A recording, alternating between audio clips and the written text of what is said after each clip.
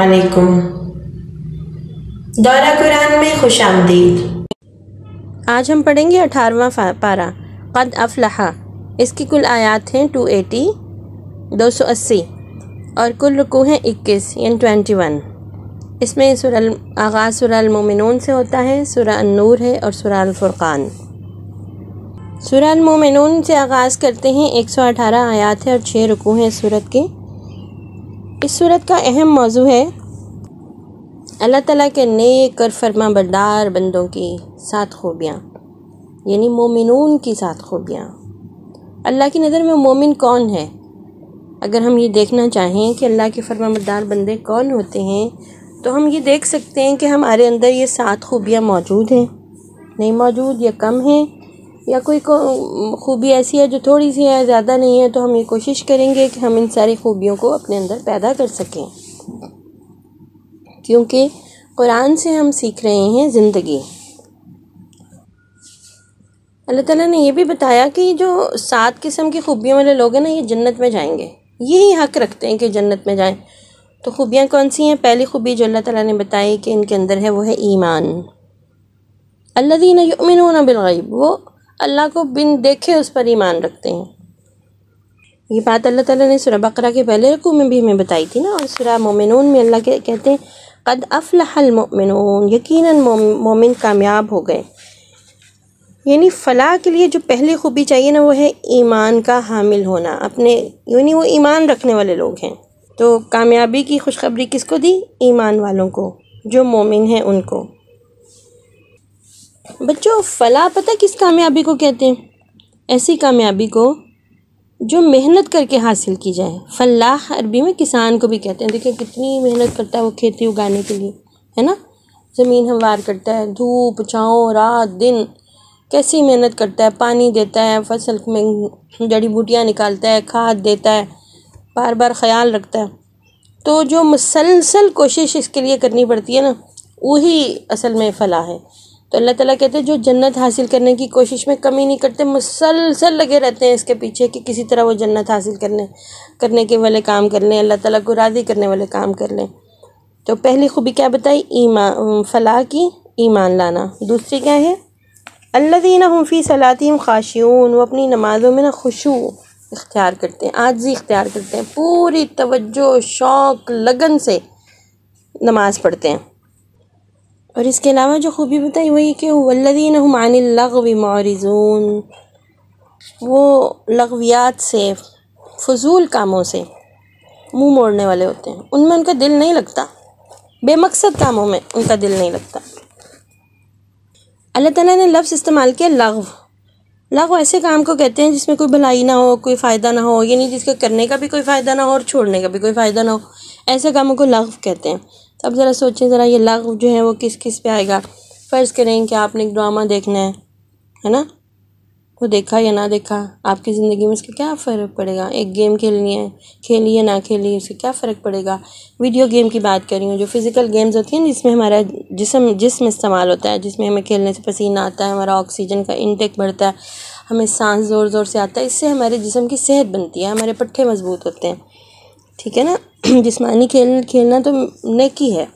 اور جو اس طرح کی گیمز ہوتی ہیں جنہوں میں بیٹھ کے کھیلتے ہیں، نہ ہمیں نماز کا ہوش، نہ ہمیں امی کی آواز آ رہی ہے، نہ ہمیں یہ پتہ ہے کہ ہمارا کام کرنے والا ہے، ہمارا پڑھنے والا ہے، نہ ہمیں یہ پتہ ہے کہ کسی بڑے کی آواز آئی ہے تو ہم نے پانی دینا ہے یا اٹھ کے بات سننی ہے، دروازہ کھولنا بھی بڑا مشکل لگتا ہے۔ تو ایسے کاموں سے ہم نے بچنا ہے۔ اللہ تعالیٰ نے بتایا کہ جنت میں جانے والے لوگ جو نا وہ بے مقصد کاموں میں اپنا وقت ضائع نہیں کرتے۔ یہ وقت ہی تو ہے جو ہمارے ہاتھ میں ہمیں ملا ہے جنت کمانے کے لیے۔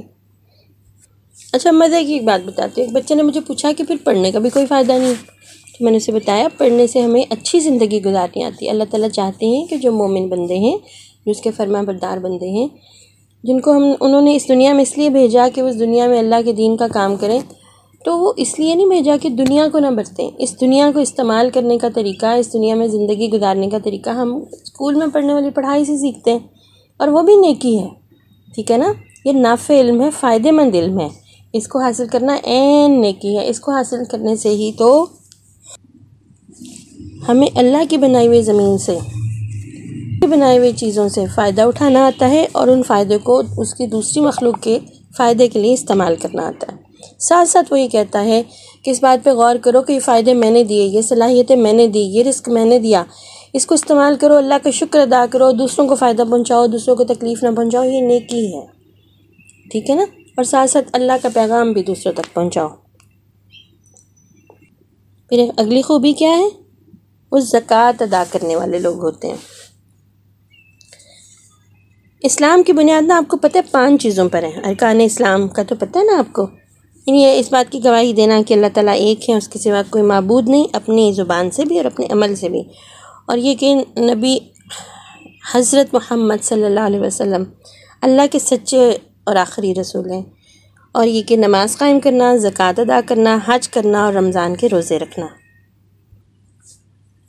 اسی طرح اپنے ستر کی، اپنی شرمگاہ کی حفاظت کرنا بھی نیکی ہے، مومنون کی خوبی ہے جنت میں جانے والوں کی، کہ وہ بے حیائی کے کاموں کی طرف نہیں لپکتے، اپنے جسم کے قابل ستر حصوں کو حفاظت کرتے ہیں، انہیں دوسروں سے چھپاتے ہیں، کیونکہ اس سے ان کے اندر پاکیزگی اور حیا پیدا ہوتی ہے۔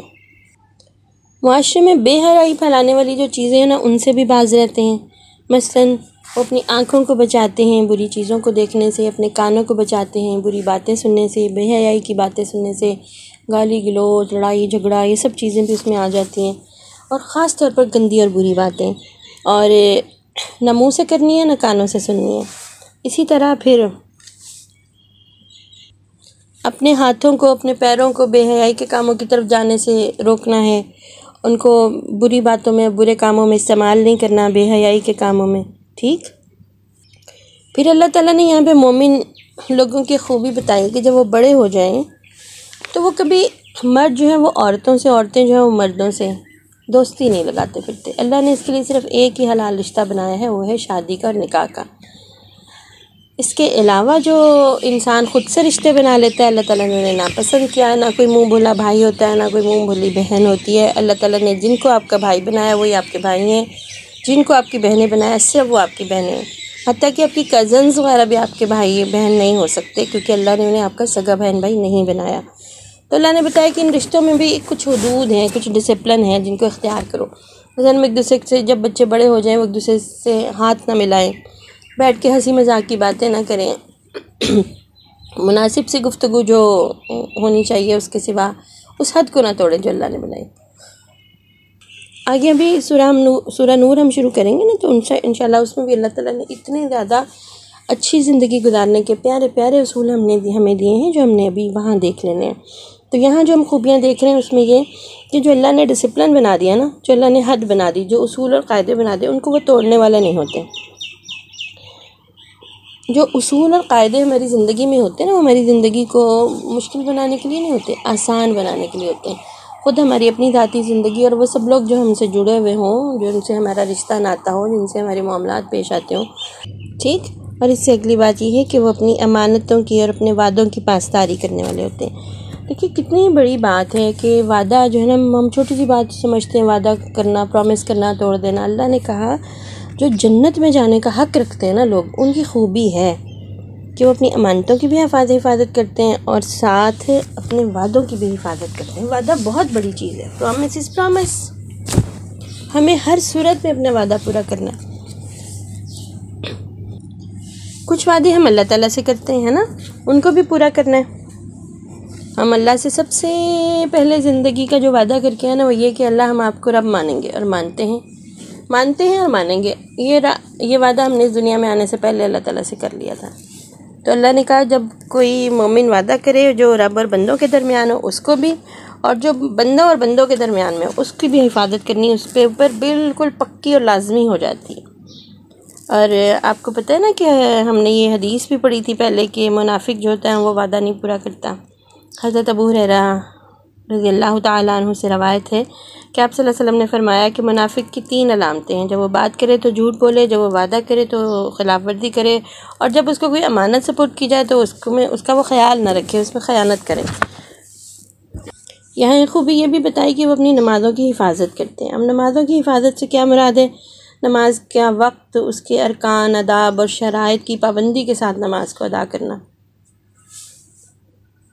اللہ تعالیٰ نے سورہ ماعون میں بھی بات کہی نا، فویل للمصلین، تباہی ہے نمازیوں کے لیے۔ کن نمازیوں کے لیے؟ بھئی ان لوگوں کے لیے نہیں جو نماز پڑھتے نہیں پڑھتے، ان کی بات نہیں ہو رہی، کن کی بات ہو رہی ہے؟ جو نماز پڑھتے ہیں۔ الذین هم عن صلاتہم ساہون، وہ اپنی نمازوں میں بڑے غافل ہیں، انہیں پتہ ہی نہیں چلتا انہوں نے نماز پڑھی یا نہیں پڑھی۔ اللہ تعالیٰ معاف فرمائے۔ اللہ سے ہمیں دعا کرنی چاہیے کہ اللہ ہمیں اچھی نماز پڑھنے والا بنائے۔ پھر اللہ تعالیٰ نے بتایا کہ یہی لوگ جو ہے نا یہ جنت کے وارث ہیں جن میں خوبیاں ہوتی ہیں۔ اولئک هم الوارثون، جو اپنے اندر یہ والی خوبیاں پیدا کر لیتے ہیں نا تو اللہ کہتا ہے جنت تو حق کی ان کا ہے، وہ جنت ان کی ہم نے ملکیت بنا دی، ان کی وراثت بنا دی۔ اللہ تعالیٰ مجھے آپ سب کو جنت کا وارث بنائے، ہمیں اپنے اندر یہ خوبیاں پیدا کرنے کی توفیق عطا فرمائے۔ سورہ مومنون کے دوسرے موضوع کی طرف آتے ہیں، وہی ہے تخلیق کے انسانی کے مختلف مراحل۔ اللہ تعالیٰ نے اس میں بتایا کہ اللہ نے انسان کو مٹی سے پیدا کیا، پھر اس کی یہ وہ تخلیق ہے جو آدم کی ہم سب جانتے ہیں۔ اس مٹی سے، ہماری خاک سے ہماری زندگی کی طرف لانے کے بعد کے جو 9 مراحل ہیں نا، اللہ نے ان کا بھی ذکر کیا۔ اللہ تعالیٰ نے ہمارے جسم کو گوشت سے بنایا، ہمارے جسم کے اندر ہڈیاں ہیں، اور یہ کس سٹیج پہ کیسے کیسے اللہ تعالیٰ انسانی ہیومن باڈی کو بناتا ہے، یہ سارا ذکر اس کے اندر ہوا ہے۔ پھر یہ کہ انسان جب اس دنیا میں آتا ہے اس کے بعد بھی پھر مختلف ادوار میں سے گزرتا ہے، حتیٰ کہ وہ بوڑھا ہو جاتا ہے، بچہ ہے، پھر بڑا ہوا، پھر نوجوان بنا، پھر بڑھاپا آ گیا، پھر اس کو موت آ گئی، اور موت کے بعد اللہ تعالیٰ کہتے ہیں کہ ہم دوبارہ زندگی دیں گے۔ ثم انکم یوم القیامت تبعثون، پھر یقیناً قیامت کے دن تم دوبارہ اٹھائے جاؤ گے۔ یہ جو اٹھایا جانا ہے نا، یہ ہر انسان کا، وہ مسلمان ہو کافر ہو، جو اس دنیا میں پیدا ہوا نا، پہلے دن سے پہلے انسان سے آخر انسان تک سب کے ساتھ ہونے والا، سب کو دوبارہ اٹھایا جائے گا، اور انہوں نے جو کچھ اس دنیا میں کیا اس کا حساب اللہ رب العالمین کے پاس انہیں دینا ہوگا۔ اے اللہ تو ہمارا آسان حساب لینا۔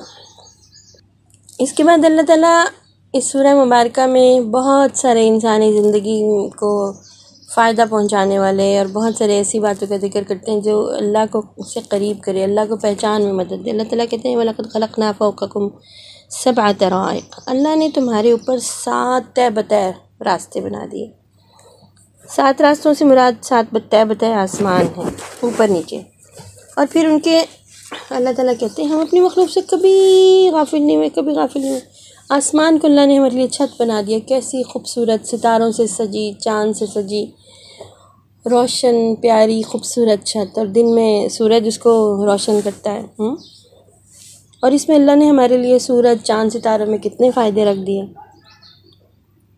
پھر اللہ تعالیٰ بارش اور غلہ جات کی بات کرتے ہیں کہ وہ آسمان سے ایک خاص اندازے کے مطابق، نہ کم یا نہ زیادہ، دنیا والوں کو جتنی ضرورت ہوتی ہے اس کے حساب سے پانی نازل کرتے ہیں، اس سے زمین سے فصلیں اگتی ہیں، غلہ اگتا ہے جو ان کے کھانے کے لیے کام آتا ہے۔ اللہ تعالیٰ نے پھلوں کا ذکر کیا ہے یہاں پر، جو اللہ نے کھجور، انگور اور اس طرح کے لذیذ اور پھل ہمارے لیے پیدا کیے ہیں۔ پھر اللہ تعالیٰ نے زیتون کا ذکر کیا ہے کہ ایک ایسا درخت ہے جو طور سینا سے نکلتا ہے اور کھانے والوں کے لیے تیل اور سالن اگاتا ہے، وہ درخت جو ہے نا، اس سے مراد زیتون ہے۔ طور سینا وہی وادی ہے نا جہاں اللہ کے نبی حضرت موسیٰ علیہ السلام کو نبوت ملی تھی۔ پھر اللہ تعالیٰ بتاتے ہیں کہ جو 4 پاؤں پر چلنے والے جانور ہیں نا، مویشی اور چوپائے ہم انہیں کہتے ہیں۔ چوپائے سے مراد 4 ٹانگوں والے جانور، تو ان میں انسانوں کے لیے کتنے زیادہ فائدے اللہ نے رکھے ہیں۔ ان کا گوشت ہم کھاتے ہیں، ان کا دودھ پیتے ہیں، اور پھر کشتی کا ذکر کیا کہ کشتیوں پر سوار ہوتے ہو، تم پانی میں سفر کرتے ہو، دیکھو یہ اللہ رب العالمین کی کتنی نعمتیں ہیں تمہارے لیے۔ پھر سورہ مبارکہ میں اللہ تعالیٰ نے حضرت نوح علیہ السلام کا اور ان کی کشتی کا ذکر کیا ہے، حضرت موسیٰ اور حضرت ہارون علیہ السلام کا ذکر ہے، حضرت عیسیٰ اور ان کی والدہ حضرت مریم کا تذکرہ ہے۔ پھر ساتھ ہی ساتھ نیک لوگوں کی 4 صفات دوبارہ بتائی ہیں۔ یہ کہا کہ وہ شرک اور ریا نہیں کرتے، اللہ کے ساتھ کسی کو شریک نہیں کرتے، کسی اور کی مرضی نہیں کرتے، اللہ کی مرضی کرتے ہیں زندگی میں، اپنی بھی نہیں کرتے، ریاکاری نہیں کرتے، اچھی کام کر کے دنیا کو دکھانے بیٹھتے ہیں نا، سوشل میڈیا پہ اپنی تصویریں ڈالتے ہیں، دیکھو جی ہم نے یہ کر دیا، دیکھو جی ہم نے یہ کر دیا۔ ریا سے بچنا چاہیے۔ کئی دفعہ سوشل میڈیا کی ضرورت ہوتی ہے کہ آپ نے اپنے کاموں کو آگے دوسرے لوگوں تک تعارف دینا ہوتا ہے تاکہ کسی کو ضرورت ہے تو آپ کے پاس آئے، لیکن نیت اس میں خالص ہونی چاہیے۔ پھر نیکیوں میں دل میں جب وہ نیکیاں کرتے ہیں نا تو اللہ سے ڈرتے بھی ہیں کہ کہیں اس میں بھی ریاکاری نہ ہو جائے، اللہ پر ایمان رکھتے ہیں اور انہیں اس بات کا یقین ہے کہ انہوں نے اللہ کے پاس جانا ہے۔ پھر اللہ تعالیٰ کافروں کی بات کرتے ہیں کہ جو کافروں کے انکار کی یا جھٹلانے کی وجہ کیا ہے؟ کیا جو نبی آئے وہ کوئی نئی بات لے کر آئے؟ پچھلے سارے نبیوں نے بھی اللہ کے دین کی دعوت دی، اللہ کی توحید کی، اس کے ایک ہونے کے ساتھ ہی بتایا کہ اللہ تعالیٰ آپ سے یہ چاہتے ہیں کہ آپ اس طرح کی زندگی گزاریں، اور یہی کامیابی کی زندگی ہے، اس میں کوئی نئی بات نہیں ہے۔ اور نہ ہی پیارے نبی خدا نخواستہ کوئی دیوانے ہیں یا مجنوں ہیں، اور نہ ہی آپ سے کوئی معاوضہ مانگ رہے ہیں اپنی خدمات کا۔ اس کے برعکس جو وہ سچی بات لے کر آئے ہیں نا، وہ لوگوں کو اس لیے بری لگتی ہے کہ ان کی خواہش اور ان کی مرضی کے خلاف ہے، اور اس کے لیے وہ بہانے ڈھونڈتے رہتے ہیں کہ کسی نہ کسی طرح یہ بات جھوٹی ہو جائے کہ پیارے نبی یہ نبی جو ہمارے پاس آئے ہیں یہ معجزہ کیوں نہیں لے کے آئے، یہ فلاں بات کیوں نہیں مانتے، یہ فلاں کیوں نہیں مانتے۔ پھر اللہ تعالیٰ نے قیامت کا ذکر کیا ہے اور یہ بتایا کہ روز قیامت جس کے نیک اعمال کا وزن زیادہ ہوگا وہ کامیاب ہے، اور جس کے نیک اعمال کا وزن ہلکا ہوگا وہ ناکام ہے۔ اب آغاز کرتے ہیں سورہ نور کا۔ اس کی 64 آیات ہیں، 9 رکوع ہیں، اور یہ مدنی صورت ہے۔ اس سورہ مبارکہ میں اللہ تعالیٰ نے ہمیں خوبصورت زندگی گزارنے کے اصول بتائے ہیں۔ سب سے پہلے تو اللہ تعالیٰ نے اس سورہ مبارکہ میں یہ بات بتائی ہے کہ جو لوگ بے حیائی کے کام کرتے ہیں نا، اللہ انہیں سزا دے گا، دنیا میں بھی آخرت میں بھی۔ مثلا اس میں بات بتائی گئی ہے کہ جو مرد یا عورت جو ہے وہ برا کام کرے نا، ان کو سزا ملے گی۔ جو ایک دوسرے پر بغیر کسی وجہ کے الزام لگائیں انہیں سزا ملے گی۔ سزا کی پوری تفصیل بھی ہے، جیسے آپ بڑے ہوں گے تو اس کو پڑھ لیں گے۔ پھر اس سورہ مبارکہ میں ایک بہت اہم واقعے کا ذکر ہے جب حضرت عائشہ رضی اللہ تعالیٰ عنہا پہ منافق لوگوں نے نا گندا الزام لگایا، بہت گندا، بہت بڑی بات تھی یہ کہ مسلمانوں کی جو ماں تھیں پیارے نبی صلی اللہ علیہ وسلم کی زوجہ مطہرہ، ہماری ماں ام المومنین حضرت عائشہ صدیقہ، ان کے بارے میں نا منافقین نے غلط بات کی۔ تو اللہ نے قرآن پاک میں اس بات کی سخت مذمت کی، سخت برا منایا، اور مومنین کو بھی اس بات پہ تنبیہ کی کہ آئندہ کوئی اس طرح کی کسی قسم کی الزام تراشی اور بہتان میں حصہ نہ ڈالے۔ اور ساتھ ہی اللہ کے نبی صلی اللہ علیہ وسلم کے گھرانے کی پاکیزگی کا اعلان فرمایا۔ پھر کچھ اصول دے دیے ہمیں زندگی گزارنے کے۔ وہ اصول کیا ہیں؟ جس سے پاکیزہ زندگی، ہم خاندانی زندگی کی بنیاد بنے نا، وہ اصول اللہ تعالیٰ نے ہمیں دیے ہیں۔ اس میں سب سے پہلے تو یہ سکھایا کہ کسی کے گھر میں بھی بلا اجازت داخل نہ ہو۔ اجازت کرنے سے کے لیے سلام کا لفظ استعمال کریں، اور دروازہ بھی نوک کریں۔ آج تو دیکھیں، آج کل تو بڑے ہمارے پاس سہولتیں ہیں، کسی کے گھر جانے سے پہلے اجازت لینا، فون کر کے پوچھنا کہ ہم آ سکتے ہیں۔ اللہ نے اس بات کو پسند فرمایا کہ بلا سوچے سمجھے منہ اٹھا کے کسی کے گھر ہم پہنچ جائیں، ہم انہیں اطلاع نہ دیں، جس سے گھر والے پریشان ہوں یا تنگ ہوں۔ ایک صحابی کہتے ہیں کہ میں ساری عمر اس بات کا انتظار کرتا رہا کہ میں کسی کے گھر جاؤں اور میں ان کے گھر کا دروازہ کھٹکھٹاؤں۔ 3 دفعہ دروازہ کھٹکھٹانے کا حکم ہے۔ اس کے بعد آواز نہ آئے تو کہا واپس پلٹاؤ اور اس بات پہ برا نہ مناؤ، تمہارے لیے یہ بہتر ہے، اللہ تعالیٰ نے فرمایا۔ تو وہ صحابی کہتے ہیں میں ساری عمر اس بات کا انتظار کرتا رہا کہ میں کسی کے گھر جاؤں، 3 دفعہ نوک کرنے کے باوجود دروازہ نہ کھلے اور میں واپس مڑوں، اور میں دل میں برا بھی نہ مناؤں اس بات پہ، تاکہ میں قرآن کی اس آیت پر عمل کر سکوں۔ آپ دیکھیں کہ ہمارے لیے بات کتنی بڑی ہو جاتی ہے کہ ہمیں پتہ ہو کہ اندر کوئی ہے اور اس نے دروازہ نہیں کھولا تو ہم تو مرنے مارنے پہ اتر آتے ہیں، تعلقات توڑ لیتے ہیں، ہماری اس میں بے عزتی بہت ہوتی ہے نا۔ جبکہ اللہ نے کہا کہ اجازت لے کر جاؤ، اجازت کے لیے اس سے پہلے بھی سلام بھی کرو، اور اجازت نہ ملے تو واپس آ جاؤ۔ پھر یہ کہا کہ آنکھوں کی اور اپنے ستر کی حفاظت کرو، آنکھوں سے وہ چیز نہ دیکھو جو اللہ نے جس کو دیکھنے سے منع فرمایا۔ اور چھوٹے بچے اور گھر میں رہنے والے جو چھوٹے ملازم ہوتے ہیں نا، ان کو بھی 3 اوقات ایسے بتائیں کہ وہ کسی کے گھر میں بھی ایک دوسرے کے کمرے میں، امی ابو کے کمرے میں، بہن بھائیوں کے کمرے میں، کسی کے بھی کمرے میں اجازت لیے بغیر داخل نہ ہو۔ ہم یہ سمجھتے ہیں کہ ہمارے پاس ہمارے امی ابو ہیں، پھر کیا ہے؟ تو اللہ نے بتایا کہ آپ کے اپنے والد ہیں، آپ کی اپنی والدہ ہیں، آپ ان کے کمرے میں اجازت لیے بغیر نہیں جائیں گے۔ بہن کے کمرے میں اجازت لیے بغیر نہ جائیں، بہن بھائیوں کے کمرے میں، بھائی اور بھابھی کے کمرے میں اجازت لیے بغیر نہ جائیں، چچا چچی کے کمرے میں۔ آج ہر شخص کی اللہ نے پرسنل لائف کی حفاظت کرنی سکھائی۔ کتنے خوبصورت اصول دیے۔ اور پیارے بچوں دیکھیں، یہ اصول غیر مسلموں نے اپنا لیا، ہم یہ جو کلاس روم میں جانے سے پہلے کہتے ہیں may I come in، یہ اجازت کے اصول انہوں نے اپنا لیے۔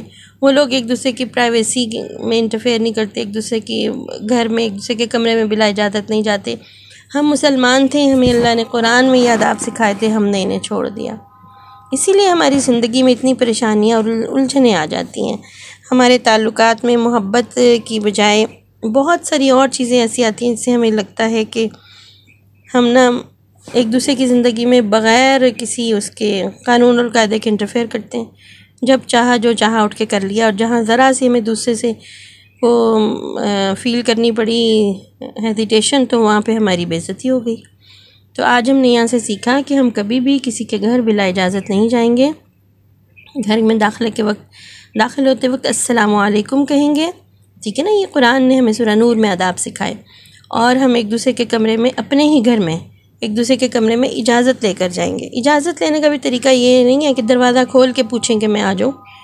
دروازہ بند ہے، باہر کھڑے ہو کے پوچھیں گے کیا میں اندر آ سکتا ہوں، جواب ملے ٹھیک ہے، نہ ملے تو سائڈ پہ ہو جائے۔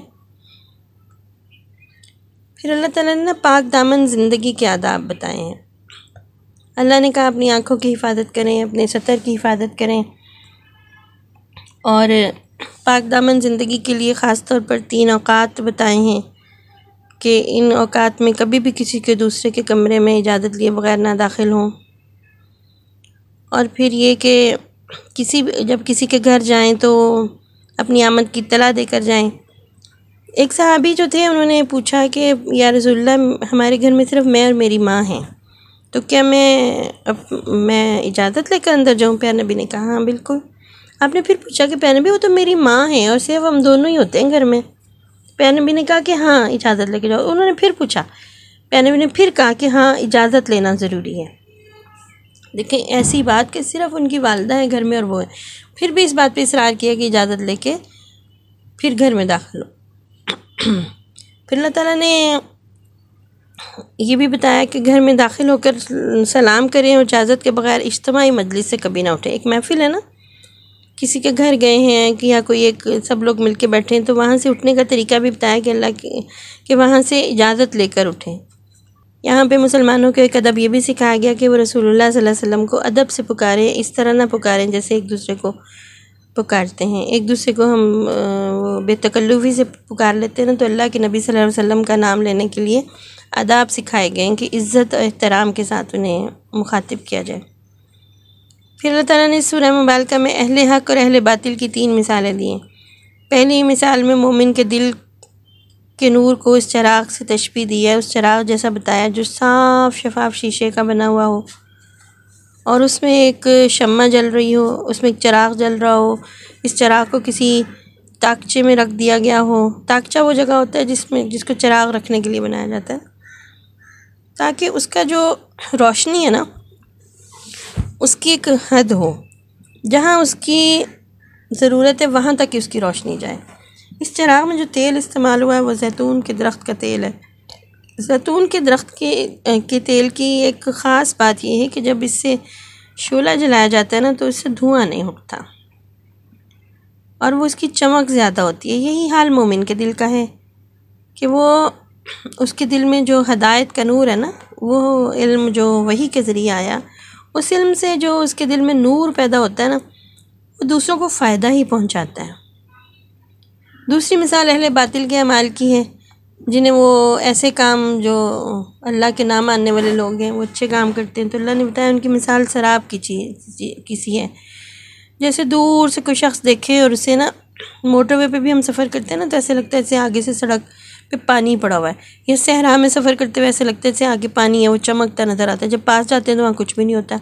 سراب ایک دھوکے کو کہتے ہیں، یعنی ایسا اچھا کام جو بظاہر تو اچھا لگے لیکن اس کا کوئی فائدہ نہ ہو۔ اور آخرت میں بھی جو لوگ اللہ پر ایمان نہیں لاتے ان کے کاموں کا انہیں کوئی فائدہ نہیں ہوگا، خواہ وہ دنیا میں کتنے ہی اچھے کام کیوں نہ کر سکے ہوں۔ تیسری مثال اللہ نے دی ہے ایسے لوگوں کی جن کی سمندر کی تہ بتہ تاریکیوں کے ساتھ تشبیہ دی ہے ان کے عقائد کو، جہاں انسان کو تو اور اپنا ہاتھ تک نہیں دکھائی نہیں دیتا۔ اللہ کہتے ہیں کافر کا یہی حال ہے کہ وہ کفر کی اور گمراہی کی تاریکیوں میں اس طرح بھٹکا ہوا ہے جیسے سمندر میں نیچے کی طرف سفر کرے جیسے جیسے سمندر گہرا ہوتا جاتا ہے اندر سے تاریک ہو جاتا ہے، اندھیرا ہے، پانی کے نیچے تک جاتے جاتے اندھیرا گہرا ہوتا جاتا ہے۔ اللہ تعالیٰ کہتے ہیں کسی طرح کفر کا اندھیرا ہے جس میں کافر سرگردہ رہتا ہے، اس کو کچھ پتہ ہی نہیں چلتا وہ کیا کر رہا ہے کیا نہیں۔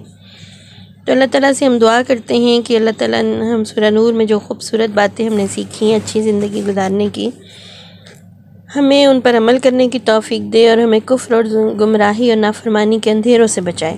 اب ہم شروع کرتے ہیں سورہ فرقان۔ سورہ فرقان مکی سورت ہے، اس کے 77 آیات ہیں اور 6 رکوع ہیں۔ اس کے ابتدائی حصے میں توحید کی، اللہ کے ایک ہونے کی بات کی گئی ہے، قرآن کی حقانیت کا بیان ہے اور رسالت کا۔ اس کے بعد قیامت کا ذکر ہے۔